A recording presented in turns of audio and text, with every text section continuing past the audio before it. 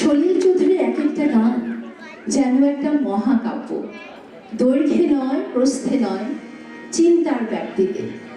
পথ চলার যে আনন্দ, সেই আনন্দকে সাহিত্যে পালকির গান ছড়ার মাধ্যমে তুলে ধরেছিলেন ছন্দের জাদুকর সত্যেন্দ্রনাথ দত্ত। তুলে ধরেছিলেন এককালে গ্রাম বাংলার পথে চলা পালকির এক অবিস্মরণীয় চিত্র। পরে সত্যেনবাবুর ছড়াটাতে সুর বসালেন সলিল চৌধুরী। হেমন্ত মুখোপাধ্যায়কে দিয়ে গানটির প্রাণ প্রতিষ্ঠা করলেন। একটিও শব্দ না বদলে দিলেন দেখার দৃষ্টিকোণ। সত্যেন্দ্রনাথের ছড়া গান হয়ে ওঠে মেহনতি মানুষের গান। সলিল বাবুর কম্পোজিশনে ধরা পড়ল খেটে খাওয়া মানুষের ক্লান্তির সুর, চড়াই উতরাইয়ের সুর। গোটা গানে কথার সঙ্গে সুর এমন মিলেমিশে খেয়ে চলেছে যে বোঝাই যায় না এটা একটা ছড়ার সুরারোপ। সত্যেন্দ্রনাথের ছড়াতে কিন্তু ওই হুমহুনা ব্যাপারটা নেই। সেখানে দেখানো হয়েছে পালকিতে চড়ে একজন যাচ্ছে, তার চোখে গ্রাম বাংলার রূপ। পালকিতে বসা লোকটি যেন সবকিছু দেখছে আর গাইছে, কিন্তু শুধু ওই ধনাত্মক শব্দগুলো যোগ করায় পালকির বেহারারও এখানে সমান্তরাল চরিত্র। এখানে পালকি শুধুমাত্র তার আক্ষরিক অর্থ নিয়ে নয়, জীবন এবং সময়ের সেতু হিসাবে বিরাজমান। পালকির গান হলো আমাদের গতিময় জীবন, যা কখনো থেমে থাকে না, হারিয়ে যায় না। পালকির গান। পালকি চলে নাচটি নির্দেশনা এবং কোরিওগ্রাফিতে ছিলেন অপর্ণা মিত্র। অংশগ্রহণে পালকির বেহারাদের ভূমিকায় হাসনাত সানি, আবু সরকার, মোহাম্মদ আনোয়ার জামান এবং তিলক কর। গ্রামবাসীদের ভূমিকায় শিশু শিল্পীরা মানহা মাহরি, জেমিমা মুস্কান, আরিশা রাব্বি, রিদিতা ইসলাম, স্টেফেনি দিশা, ইলিয়ানা ফারা বিশ্বাস, আনান্না মাসুদ এবং নামিরা নিমা।